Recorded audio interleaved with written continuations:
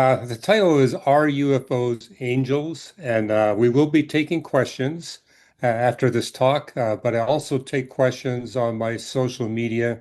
I have a Twitter account and a Facebook account. Hugh Ross Facebook, Hugh Ross Twitter should get you there. And so if you don't get to ask questions this evening, I do take questions on any topic at your convenience. Now, the most common explanation for UFOs, or what they now refer to as unidentified anomalous phenomena, UAPs is the new terminology. The most common explanation is we're being visited by extraterrestrial intelligent beings from another planetary system, and they're traveling here via physical spacecraft. So I want to address also the question, are we alone? At the beginning of the 21st century, less and less people were believing this, but now it's gone the other way. I want to first address what the Bible says because a lot of skeptics have this idea that if we can prove that there's extraterrestrial life elsewhere in the universe, that will disprove what Christianity has taught. That's actually not the case. Christian theologians have debated this issue. Are we alone in the universe, or has God created life on other planetary systems?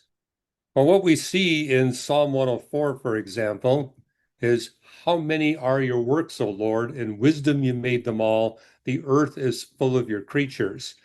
And some theologians have said, well, if the earth is full of God's creatures, would not the universe also be full of God creatures? And then we see this passage in the book of Isaiah, chapter 45, where it refers to God. He did not create it, namely the earth, to be empty, but formed it to be inhabited. And then theologians have said it appears God really enjoys creating life. He enjoys creating life in great abundance and diversity. Why would he stop at just one inhabited planet? But then there are other theologians who argue that when you look at the New Testament, people would come after him and say, hey, perform another miracle for us. And in particular, when Jesus had performed the miracle of the loaves and the fishes, feeding a huge crowd with just a few loaves and a few fish, people wanted to do it again, and Jesus refused to repeat the miracle. And likewise, we notice when King Herod asked him to perform a miracle, Jesus refused. And the implication is that God apparently performs the minimum number of miracles to achieve his purpose. And therefore, if his purpose is to redeem billions of intelligent physical beings created in the image of God unto himself, he only needs to do that on one planet. There's no need for him to do it on other planets. And for 2,000 years, Christians have debated whether extraterrestrial life exists. And the bottom line is that neither the existence nor the non-existence of extraterrestrial life has any bearing on the Christian faith. And the irony here is that Christians are open-minded to this issue, but people who are atheists, non-theists, they are compelled to believe that there must be extraterrestrial life and not just in one planetary system, but millions of planetary systems, because in their belief that there is no God or no God that's involved in the affairs of the universe or of life in the universe, therefore the origin of life must be an easy event. And the evolution of life into intelligent life must also be easy. So they're compelled to believe that there has to be a life abundantly throughout the whole universe, but Christians can have it either way. And so the real question is, well, what does the book of nature say about whether or not there's life elsewhere in the universe? And the thing that we astronomers have noticed is that the discipline of astrobiology is still the one scientific discipline that's data free. We've yet to find any evidence of life beyond planet Earth. And that's in spite of looking for it for over 50 years. And the more we look, the more it seems that the universe is extremely hostile, not just to advanced life, but to all life. I mean, everywhere we look beyond Earth, we see extremely hostile conditions for life. Or as the American astrophysicist Neil deGrasse Tyson has said, the universe is out to kill us. Once we get beyond planet Earth, there's no way we can survive for any period of time. And what we now know is that the universe has to be exactly the size that it is in order to have even one planet on which physical life exists. The universe is not a waste. If it's any bigger or any smaller, any more massive, any less massive, there'd be no possibility for even one life-bearing planet to exist in the universe. In fact, you wouldn't even have the periodic table. Make the universe a little bit smaller than what it is. All you have is hydrogen and helium for the entire age of the universe, and there'd be no carbon for life. Make the universe slightly bigger. Again, there's no carbon because all the elements would be as heavy as iron or heavier. And I've written a book about this called Design to the Core, where I basically look at every size scale of the universe as a whole, the cosmic web, the super galaxy clusters, the galaxy cluster, all the way down to our galaxy and where we are in our galaxy on the local arm, where we are in the local bubble, the local fluff, look down to the Earth or the planetary system, whatever size scale, all the way down to fundamental particles. We see that it's exquisitely designed not only make the existence of life possible, but to make the existence of physical intelligent life possible, and also to make it possible for billions of beings like ourselves to be redeemed from their sin and evil and prepared to enter a new creation. What's different about Christianity compared to all the other religions of the world, it's a two creation model. And so when you look at the other religions, they do talk about heaven, but they talk about heaven in a different in that we got God creating this physical universe with its laws of physics and dimensions to make possible the existence of human beings and the redemption from sin and evil. But when they're redeemed, God's going to replace this universe with a brand new creation with radically different laws of physics and different dimensions where we get to spend eternity in loving relationship with one another and our Creator. Well, to the topic of UAPs or UFOs, I've been studying this since my teenage years because I was an amateur astronomer before I became a professional astronomer. And therefore, everywhere I went, they said, hey, you know the night sky. We're going to have you deal with all the UFO reports. And so when I was at the University of British Columbia, I was the one handling the UFO reports. Likewise, at the University of Toronto and Caltech, it stuck with me. But my opinions about the UFOs or UAPs in my teenage years, in my early 20s, was this. Well, you got the working hours, you got the sleeping hours, you got the drinking hours, and it's during the drinking hours when people report all these UFOs. But I now know that that explanation does not answer the question. And so again, when I began to study these UFOs in some detail, uh, I noticed that I could explain about 98% of what people reported to me as UFOs, as natural phenomena, or as human-made activity, either a military experiment or a hoax, or some drone. That could explain about 98%. People who are not astronomers that are studying UFOs they find that the percentage is like 80% that can be explained and 20% that can't be explained as having a human cause or a natural cause. For me, the percentage was much lower because people knew that I was an astronomer. So that's kind of a selection effect. But I don't know of any professional scientist who studied UFOs that says it's 0%. It's always at least 2% that can't be explained as natural phenomena or as a human phenomena. Now, the most common explanation for these UFO, UAP phenomena, as I mentioned earlier, is that they're intelligent aliens that live on another planetary system, that have built physical spacecraft, and have traveled from their planetary system to our planetary system. And as I mentioned, that explanation is growing. And however, a way to refute that explanation is the fact that we astronomers are actually wanting to send spaceships to the nearest planet outside of our planetary system. And that planet is orbiting around the star Proxima Centauri. It's 4.2 light years away. It's the closest planet outside of our solar system. However, what we astronomers have recognized is the faster you travel through interstellar space, the more damage your spaceship is going to take. And the damage comes from particles, protons, helium nuclei, and also very small dust particles. But for example, a dust particle that's 10 microns, that's a hundredth of a millimeter in diameter, very tiny, you can't even see it.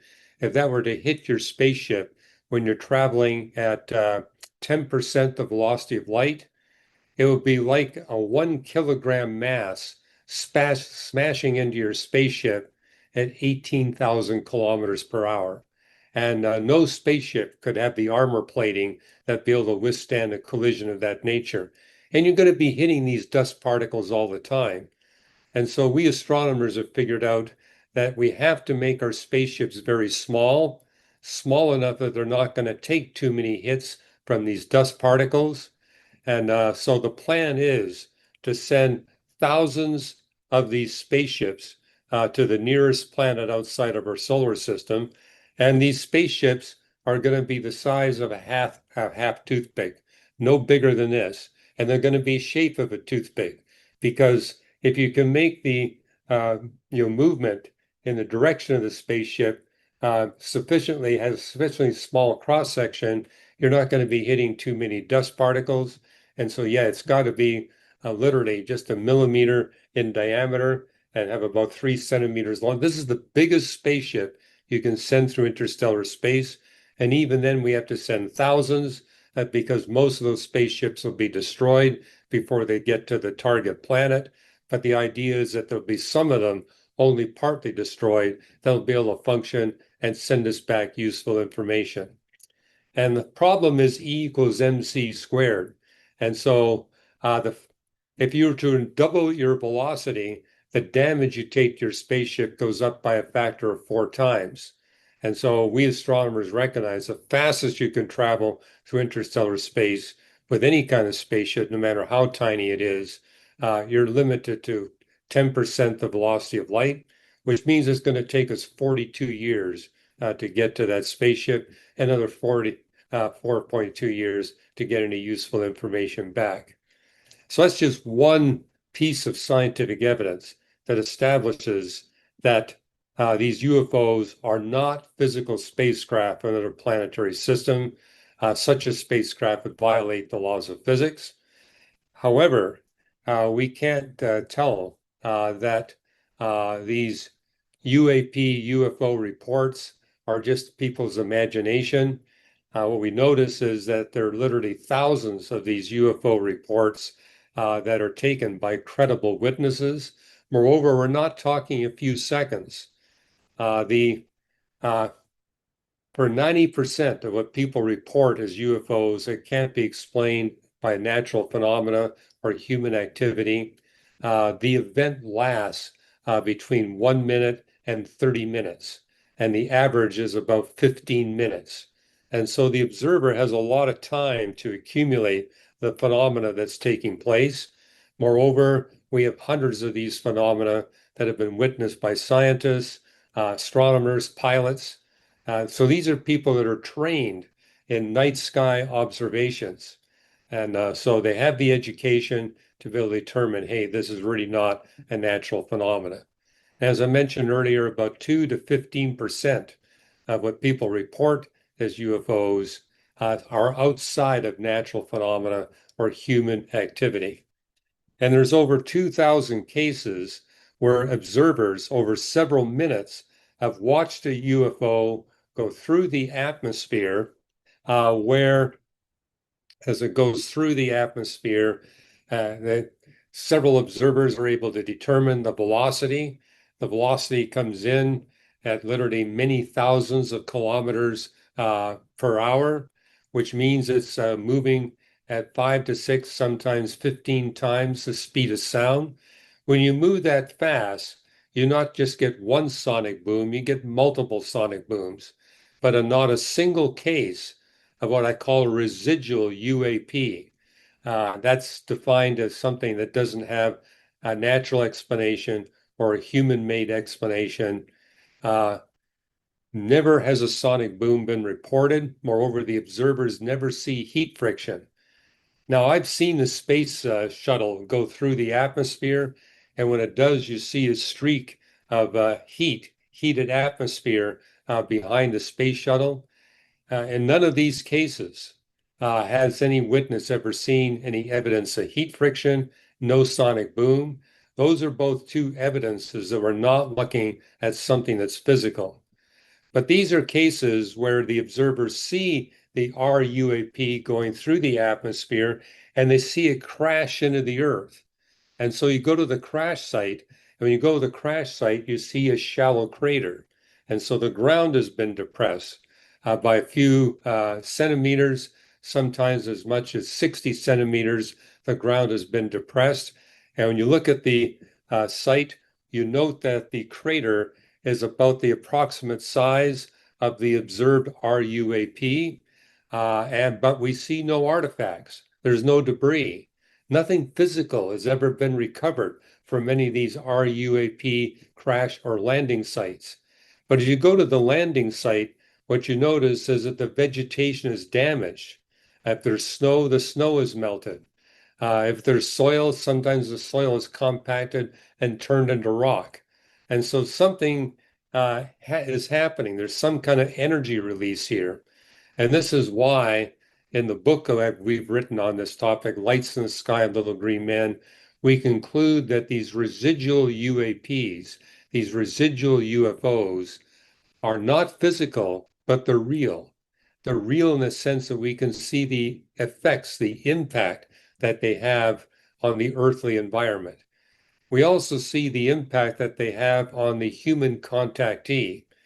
And the United States government spent about 25 years studying UFO phenomena in the 20th century.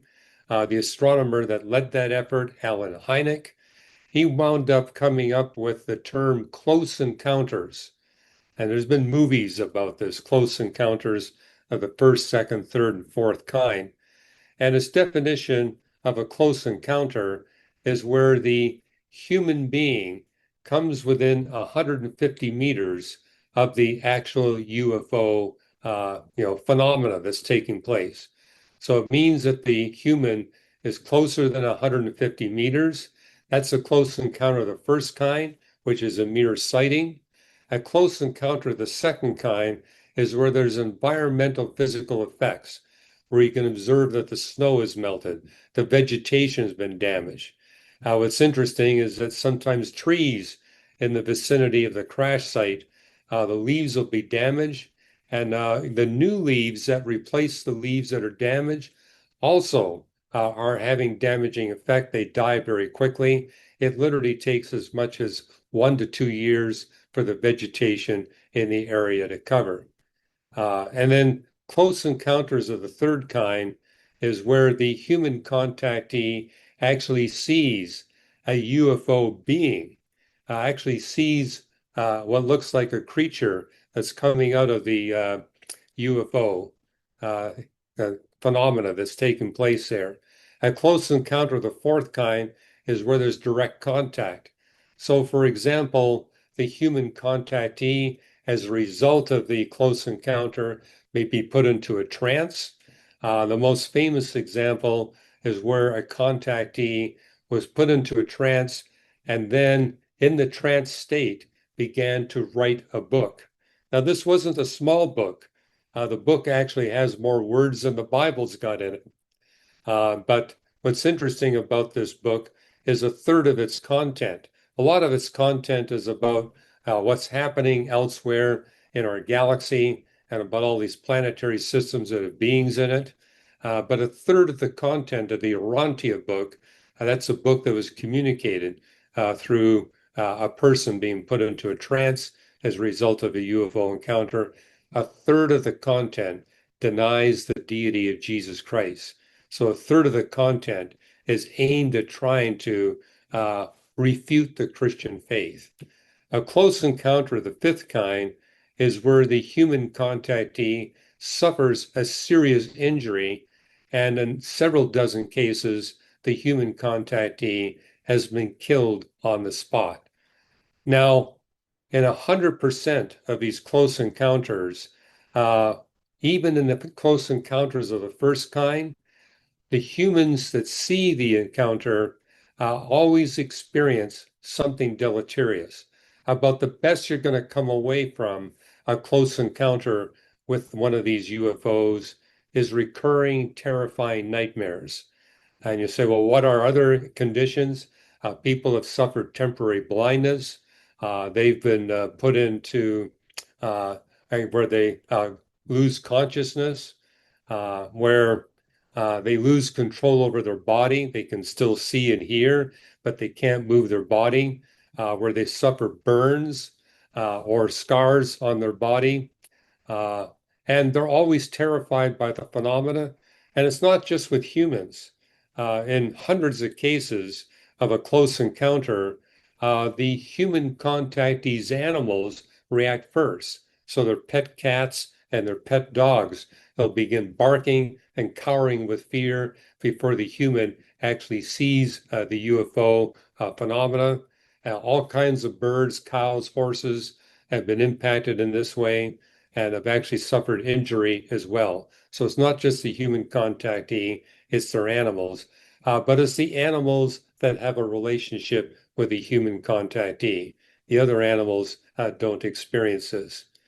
Now, the interesting thing I noticed during my teenage years and my early 20s when I was handling UFO reports, and as I did some reading on the UFOs, I discovered this is consistent all over the world, that the most frequent encounter is a lonely country road.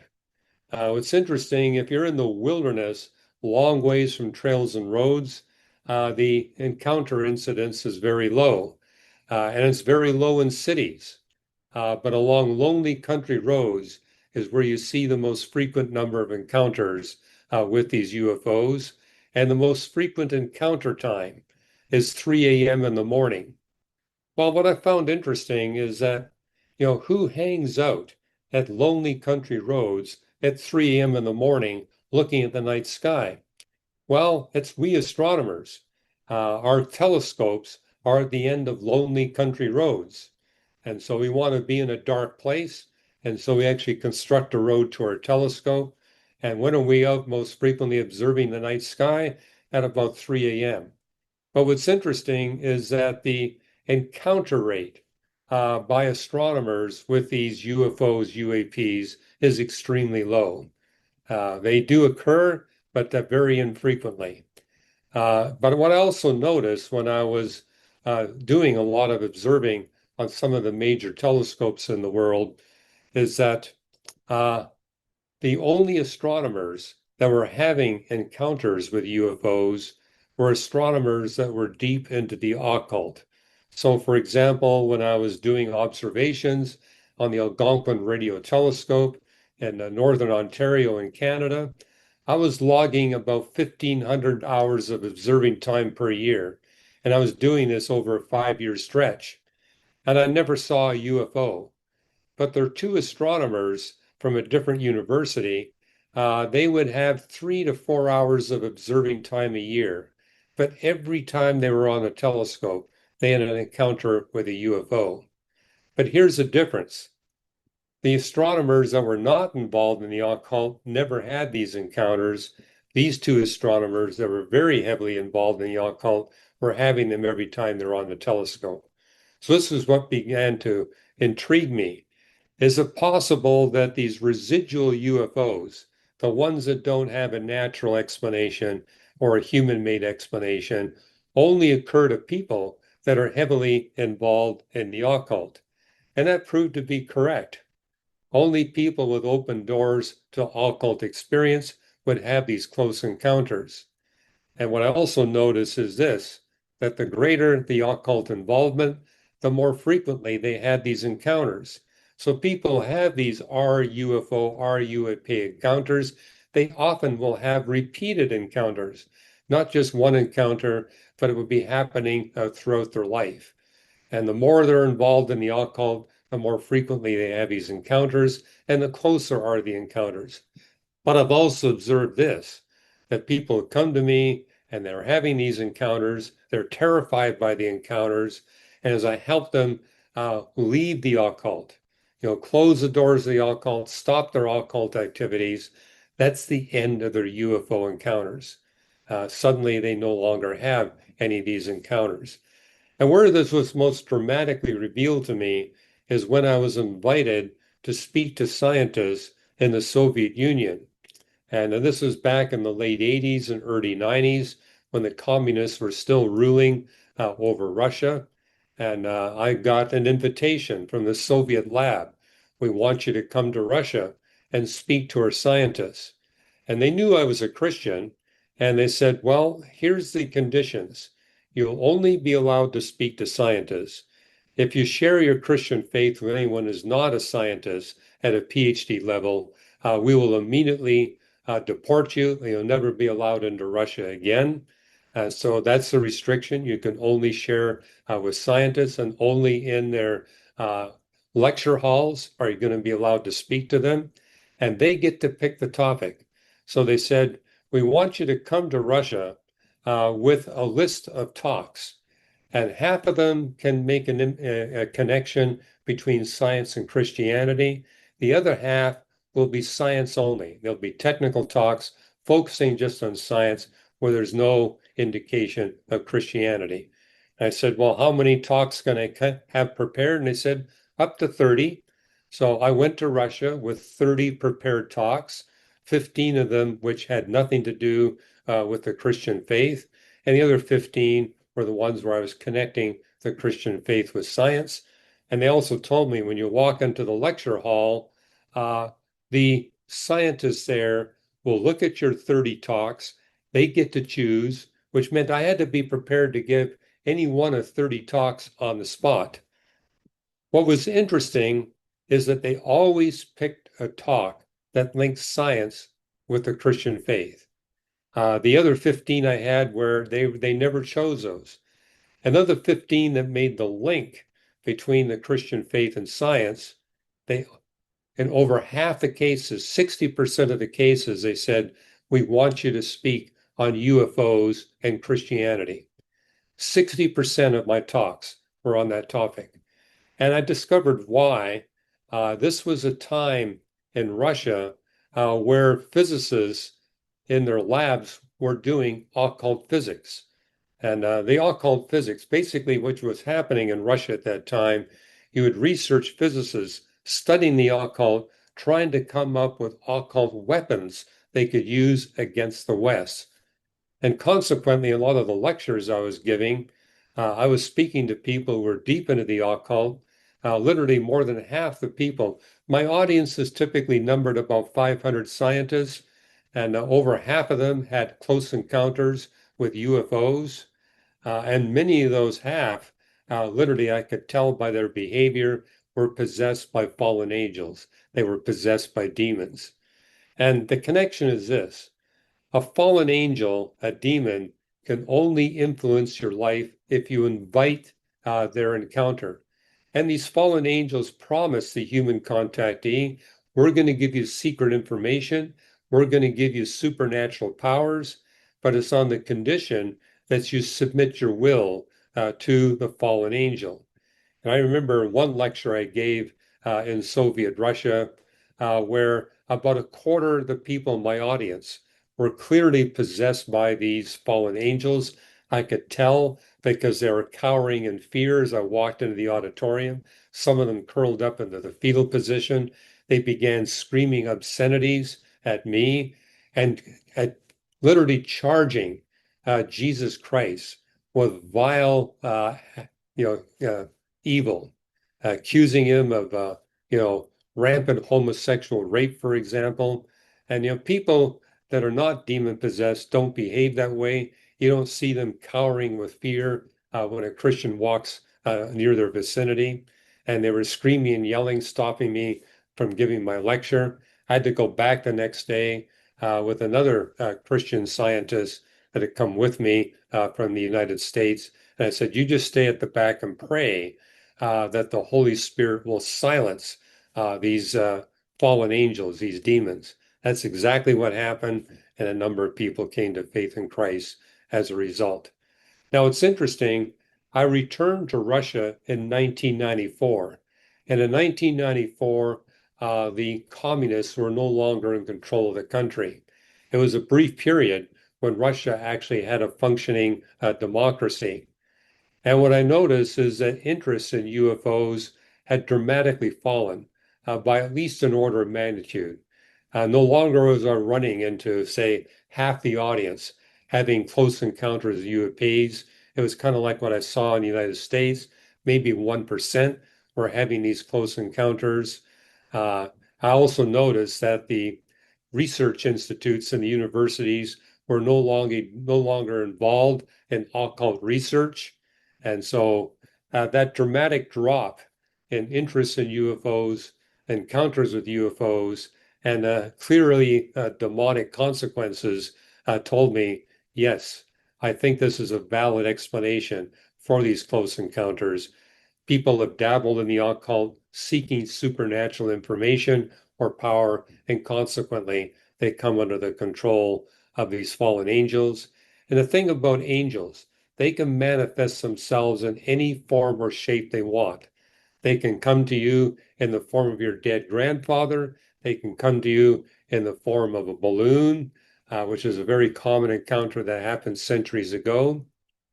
Or they can come to you in the what looks like some kind of spacecraft that would come from another planetary system. They can come in any form they want. In Ireland, they would come to people in the form of these little leprechauns. Demons have that power. However, they can only influence your life if you invite them into your life. And that invitation is always through the occult, which explains why in the Bible you see these exhortations. We're to avoid astrology. We're to not practice seances where we're trying to call up the dead spirits. We're not to be involved in fortune telling or playing with tarot cards.